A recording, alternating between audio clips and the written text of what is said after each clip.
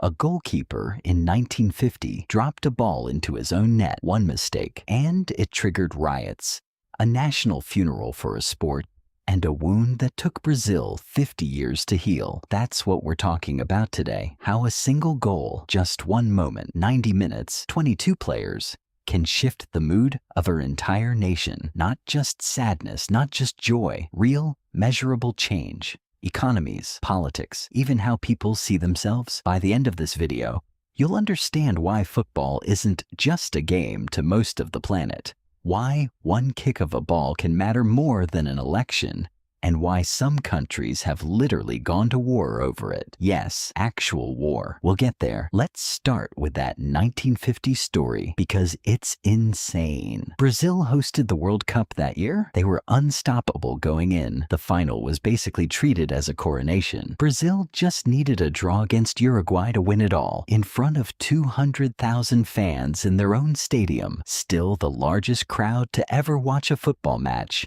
Anywhere, ever. Uruguay won 2-1. That's it. One goal swung it. And the reaction wasn't just disappointment. People describe it as a national trauma. Newspapers called it a tragedy, the same word used for actual disasters. The goalkeeper, a man named Moacir Barbosa, was blamed for decades. Brazilian law caps prison sentences at 30 years. Barbosa once said he served more than 40.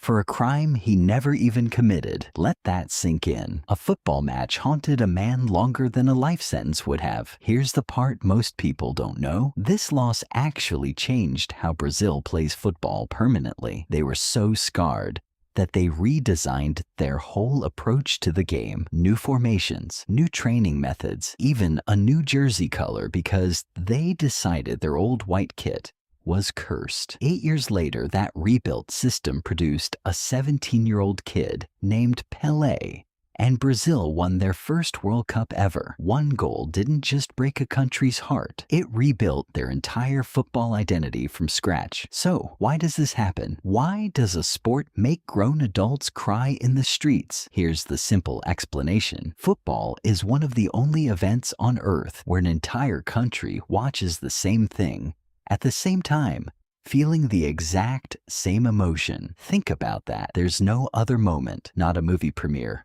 not even an election night, where millions of strangers gasp at the exact same second. That's not an accident. It's built into the format of the sport. 90 minutes, low scoring, which means every single goal carries enormous weight. In basketball, a team might score 100 points in a game. One basket barely registers. In football, teams often win 1-0. That one goal is the entire story, start to finish. Quick comparison so this really clicks. Imagine a movie where almost nothing happens for 2 hours, and then, in the final 10 minutes, one single moment decides if the hero wins or loses everything.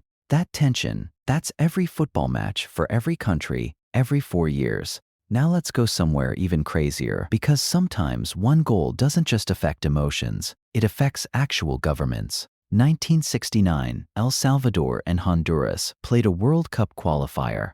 Tensions between the two countries were already high, border disputes, migration conflicts, old political grudges simmering for years.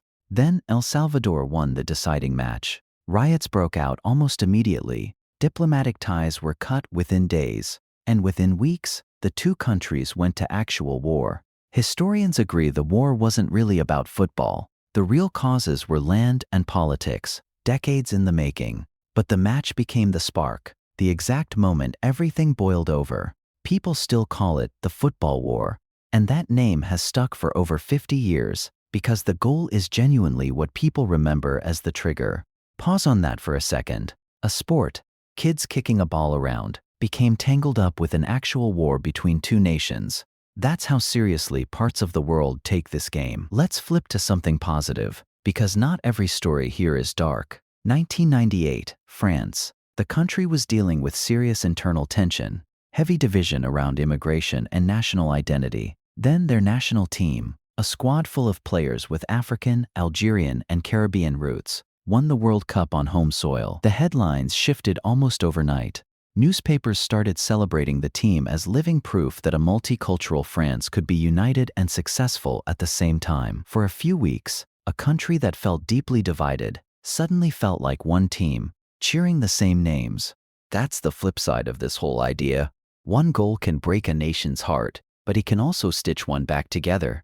Here's a stat that should blow your mind. The 2010 World Cup final was watched by roughly 900 million people worldwide, not across the whole tournament. That single match. For comparison, the Super Bowl, the biggest single sporting event in American culture, usually pulls around 100 to 120 million viewers. The World Cup final draws almost 10 times that audience in one 90-minute window. So when one goal goes in during that match, it's not just one country reacting. It's a meaningful slice of the entire human population, reacting at the exact same second. And it's not just emotional, it's financial too. Economists have actually tracked something called the World Cup win effect. When a country's national team wins a big match, consumer spending, stock market mood, even reported happiness levels tick upward for days afterward. When a team loses, especially in a heartbreaking way, productivity at work can measurably dip the next morning. People call in sick, people are distracted. One goal, rippling all the way into a country's economy. So why does football specifically carry this kind of power, more than almost any other sport on the planet? 3 reasons. 1. It's universal. You don't need expensive equipment, a court, or a field with special markings. A ball in some open space is enough. That's why it's the most played sport on earth, by a massive margin. 2. National teams represent identity, not just athletes. When a country watches their team, they're not just watching strangers play a game. They're watching a version of themselves on the field. Their language, their flag, their story, condensed into 11 players. 3. The scarcity of goals. Because scoring is rare, every single goal becomes a story, a hero, a villain, a turning point you remember for decades. That's why one moment in football can carry the emotional weight of an entire historical event, while a single point in tennis or a single basket in basketball just gets absorbed into the score and forgotten by tomorrow. So let's bring it all the way back to where we started. One man conceded one goal in 1950, and Brazil rebuilt its entire football identity because of it. One qualifying match in 1969 helped ignite an actual war between two nations. One World Cup win in 1998 helped a divided country feel united, even if only for a few weeks. These aren't side stories. They're proof that football isn't just entertainment. It's one of the only things on earth that can shift the emotional and economic state of millions of people in real time in the space of 90 minutes. So next time someone tells you it's just a game, remind them of this. It's a game that has started wars, healed national wounds, and turned teenagers into legends overnight, all because of one moment, one kick, one goal. If this kind of story, the hidden history behind football, is something you want more of, you already know what to do. Hit subscribe, because we're just getting started.